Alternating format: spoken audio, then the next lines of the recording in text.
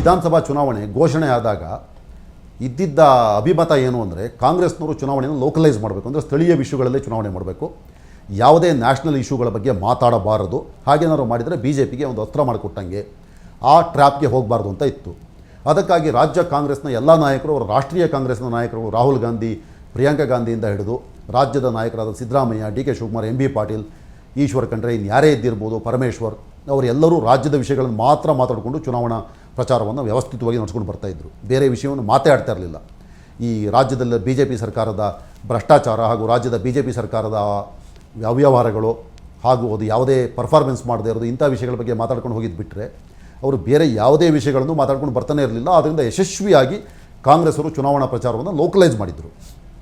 ಇದೇ ಸಂದರ್ಭದಲ್ಲಿ B J ಪಿಯವರು ರಾಜ್ಯದ ವಿಷಯಗಳನ್ನು ಮಾತಾಡಿ ಚುನಾವಣೆಯನ್ನು ಗೆಲ್ಲಕ್ಕಾಗಲ್ಲ. ಯಾಕೆಂದರೆ ಕಾಂಗ್ರೆಸ್ನವ್ರು ಏನು ಹೇಳ್ತಾ ಇದ್ದಾರೆ ಅದನ್ನು ಕೌಂಟ್ರ್ ಮಾಡೋದು ಕಷ್ಟ. ರಾಷ್ಟ್ರೀಯ ವಿಷಯಗಳಲ್ಲಿ ನಾವು ಕಾಂಗ್ರೆಸ್ ಮೇಲೆ ಮೇಲ್ಗೈ ಸಾಧಿಸ್ಬೋದು ಅನ್ನೋ ಕಾರಣಕ್ಕಾಗಿ ಹೋರಾಟ ಮಾಡ್ತಾಯಿದ್ರು. ಅವರಿಗೆ ಒಂದು ಅವಕಾಶ ಸಿಕ್ಕಿರಲಿಲ್ಲ.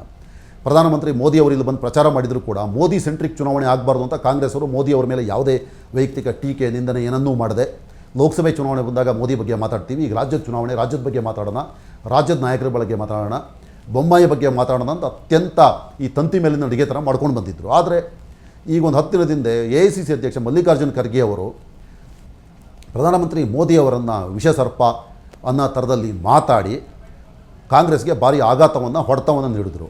ಆವಾಗ AICC ಅಧ್ಯಕ್ಷರು ಖರ್ಗೆ ಅವರಾಗಿದ್ದರಿಂದ ಕಾಂಗ್ರೆಸ್ನವರು ಅದರಿಂದ ಹೊರಬರೋಕ್ಕಾಗ್ದೇ ಆ ವಿಷಯದ ಬಗ್ಗೆ ಡಿಫೆಂಡ್ ಮಾಡ್ಕೊಳ್ಳೋಕೆ ಹೋಗಿ ಮೋದಿಯವರಿಗೆ ಒಂದು ದೊಡ್ಡ ಅಸ್ತ್ರ ಸಿಕ್ತು, ಬಿ ಜೆ ಪಿಯವರಿಗೆ ದೊಡ್ಡ ಅಸ್ತ್ರ ಸಿಕ್ತು. ಮೋದಿಯವರು ಆಮೇಲೆ ಎಲ್ಲೆಲ್ಲಿ ಪ್ರಚಾರ ಮಾಡಿದರೆ ಈ ವಿಷಯವನ್ನೇ ಅತ್ಯಂತ ಪ್ರಮುಖವಾಗಿ ಪ್ರಚಾರ ಮಾಡ್ಕೊಂಡು ಹೋದರು. ಆದ್ದರಿಂದ ಕಾಂಗ್ರೆಸ್ನವರಿಗೆ ದೇವರಾನ್ ಬ್ಯಾಕ್ ಫುಟು. ಇದಾದ ಮೇಲೆ ಖರ್ಗೆ ಅವರ ಮಗ ಕೂಡ ನಾಲಾಯಕ್ ಅನ್ನೋ ಪದವನ್ನು ಬಳಸಿದ್ದು, ಮೋದಿಯವ್ರ ಬಗ್ಗೆನೇ ಬಳಸಿದ್ದು ಅಂತ ಪ್ರಚಾರವಾಗಿ, ಖರ್ಗೆ ಅವರ ಮಗ ಅದು ಮೋದಿಯವ್ರ ಬಗ್ಗೆ ಬಳಸಿದ್ದಲ್ಲ ಅಂತ ಹೇಳಿದರೂ ಕೂಡ ಅದನ್ನು ಯಾರೂ ಕೇಳದೇನೆ ಅದು ಪ್ರಚಾರ ಆಗಿ ಅದರಿಂದ ಕೂಡ ಕಾಂಗ್ರೆಸ್ಸಿಗೆ ನಷ್ಟ ಆಯಿತು, ಬಿ ಜೆ ಪಿಗೆ ಲಾಭ ಆಯಿತು. ಇದೆಲ್ಲ ಆದಮೇಲೆ ಕಾಂಗ್ರೆಸ್ ಪ್ರಣಾಳಿಕೆಯಲ್ಲಿ ಬಜರಂಗ್ ದಳ ನಿಷೇಧವನ್ನು ಸೇರಿಸ್ಬಿಟ್ರು. ಈ ಬಜರಂಗ್ ದಳ ನಿಷೇಧವನ್ನು ಸೇರಿಸಿದ ತಕ್ಷಣ ಇಡೀ ಬಿ ಜೆ ಪಿ ಒಗ್ಗಟ್ಟಾಗಿ ಹಿಂದೂ ಸಂಘಟನೆಗಳ ವಿರುದ್ಧ ಕಾಂಗ್ರೆಸ್ನವರು ಹೋಗ್ತಾ ಇದ್ದಾರೆ. ಇದು ಕಾಂಗ್ರೆಸ್ನವರು ಹಿಂದೂ ವಿರೋಧಿ ಪಕ್ಷ. ನಾವು ಮೊದಲಿಂದನೂ ಹೇಳ್ತಾ ಇದ್ವಿ, ಈ ಬಜರಂಗ್ ದಳ ನಿಷೇಧವನ್ನು ಮಾಡೋದೇ ಹಿಂದೂ ವಿರೋಧಿ ಉದ್ದೇಶ ಅನ್ನೋ ಕಾರಣಕ್ಕೆ ದೊಡ್ಡ ಇಶ್ಯೂ ಮಾಡಿದ್ರು. ಹಾಗೂ ಅದನ್ನು ಜೈ ಬಜರಂಗಿ ಅಂತ ಎಲ್ಲ ಕಡೆ ಹೇಳ್ಕೊಂಡು ಹೋದರು. ಈ ಬಜರಂಗ್ ದಳ ನಿಷೇಧನೇ ಅತ್ಯಂತ ದೊಡ್ಡ ಇಶ್ಯೂ ಆಗಿಬಿಡ್ತು. ಈ ಕಾರಣದಿಂದ ಕಾಂಗ್ರೆಸ್ನವರು ಏನೂ ಮಾಡೋಕ್ಕಾಗದೆ ಅದನ್ನು ಡಿಫೆಂಡ್ ಮಾಡ್ಕೊಳ್ಳೋಕ್ಕಾಗಿ ಹೊರಡೋಂಥ ಪರಿಸ್ಥಿತಿ ಬಂತು.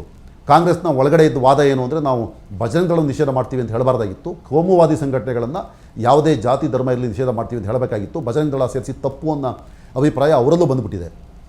ಕಾಂಗ್ರೆಸ್ನ ಇನ್ನೊಂದು ವಾದ ಏನು ಅಂದರೆ, ಬಜರಂಗ್ ದಳ ನಿಷೇಧ ಮಾಡ್ತೀವಿ ಅಂತ ಹೇಳಿದ್ರಿಂದ ಚುನಾವಣಾ ಮತದಾನದ ಮೇಲೆ ಯಾವುದೇ ಪರಿಣಾಮ ಬೀರಲ್ಲ ಅಂತಾರೆ. ಬಿ ಜೆ ಪಿಯವರು ಹೇಳ್ತಾರೆ, ನಾವು ಸರ್ವೆ ಮಾಡಿಸಿದ್ದೀವಿ, ನಮಗೆ ಜನರ ನಾಡಿ ಮಿಡಿತ ಗೊತ್ತು, ಇದು ಪರಿಣಾಮ ಬೀರಿದೆ, ಕಾಂಗ್ರೆಸ್ಸಿಗೆ ಹಿನ್ನಡೆ ಆದರೆ ಈ ಕಾರಣದಿಂದ ಆಗುತ್ತೆ ಅಂತ ಹೇಳ್ತಾ ಇದ್ದಾರೆ. ಈ ಮೇ 10ಕ್ಕೆ ಮತದಾನ ಆದಾಗ 13ಕ್ಕೆ ಫಲಿತಾಂಶ ಬಂದಾಗ ಇದರಿಂದ ಆಗಿದೆಯಾ ಇಲ್ವಾ ಅಂತ ಗೊತ್ತಾಗುತ್ತೆ. ಆದರೆ ಕಾಂಗ್ರೆಸ್ನವರು ಯಾವುದನ್ನು ಮಾಡಬಾರ್ದು ಅಂತ ಭಾಳ ಕಷ್ಟಪಟ್ಟಿದ್ರೆ ಅದು ಲಾಸ್ಟ್ 10 ದಿನದಲ್ಲಿ ಆಗಿದೆ.